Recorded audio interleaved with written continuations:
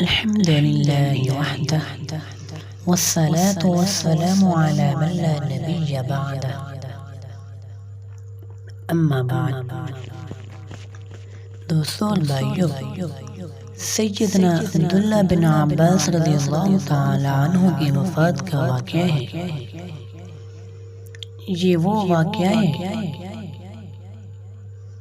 کہ جو طائف میں آپ رضی اللہ تعالی عنہ کی قبر مبارک پر پیش آیا تھا،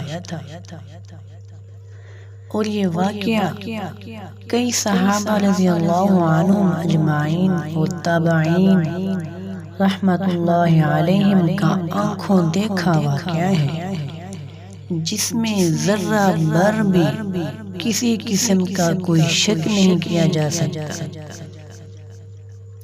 جب آپ رضی اللہ تعالی عنہ کی میت کو دفن کے لیے قبر کے پاس رکھا گیا تو ایک خوبصورت سفید پرندہ آیا جو آپ رضی اللہ تعالی عنہ کے کفن میں داخل ہو گیا. لمبے انتظار کے بعد بھی وہ آپ کے کفن سے باہر نہ نکلا، چنانچہ آپ کی میت کو اسی طرح قبر کے اندر رکھ دیا گیا. سبحان اللہ. اس پرندے کے متعلق اہل علم و فضل کے مختلف آراء ہیں، لیکن اکثر کے نزدیک یہی بات ہے کہ یہ سفید پرندہ آپ کا معجزاتی علم و فضل تھا جو آپ رضی اللہ تعالی عنہ اپنے ساتھ ہی دنیا سے لے گئے. اللہ اکبر. اور جب آپ رضی اللہ تعالی عنہ کی قبر پر مٹی ڈالی گئی تو فراغت کے بعد قبر کے کناروں سے قرآن پاک کی آیت سنائی دی. غیبی آواز تھی، نہ جانے رحمت کا فرشتہ تھا یا کوئی قدرت کی اور نشانی تھی. پڑھنے والا بڑی ہی مسحور کن آواز میں آپ کی قبر کے پاس پڑھ رہا تھا: یا ایتھا النفس المطمئنہ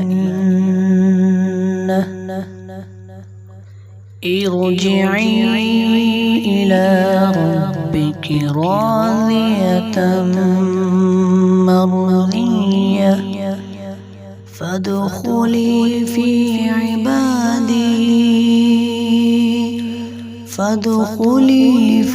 عبادی وادخلی جنتی. اے مطمئن نفس، اپنے رب کی طرف لوٹ جا، تو اس سے راضی ہو، تجھ سے راضی، پھر شامل ہو جا میرے بندوں میں اور داخل ہو جا میری جنت میں. اور اسی طرح اللہ تعالی ایک اور مقام پر ارشاد فرماتے ہیں: فَمَنْ آمَنَ وَأَصْلَحَ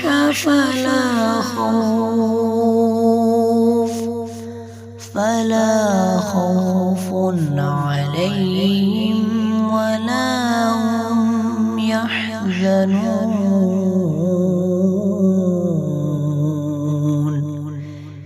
یعنی جو ایمان لے آیا اور اس نے اپنی صلاحیتوں پر اپنی صالحیت کا رنگ چڑھایا، ایسے بندے قیامت کے روز انہیں ڈر ہوگا اور نہ ہی کوئی غم ہوگا.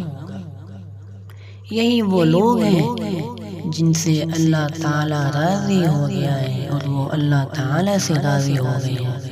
اللہ تعالی سے دعا ہے کہ اللہ تعالی ہمیں صحابہ کرام رضی اللہ عنہم اجمعین کے طریقے پہ چلائے. اللہ تعالی ہمیں آپ صلی اللہ علیہ وسلم کی اسوہ حسنہ پہ چلائے. آمین. سبحان ربک رب العزت عما یصفون وسلام علی المرسلین والحمد للہ رب العالمین.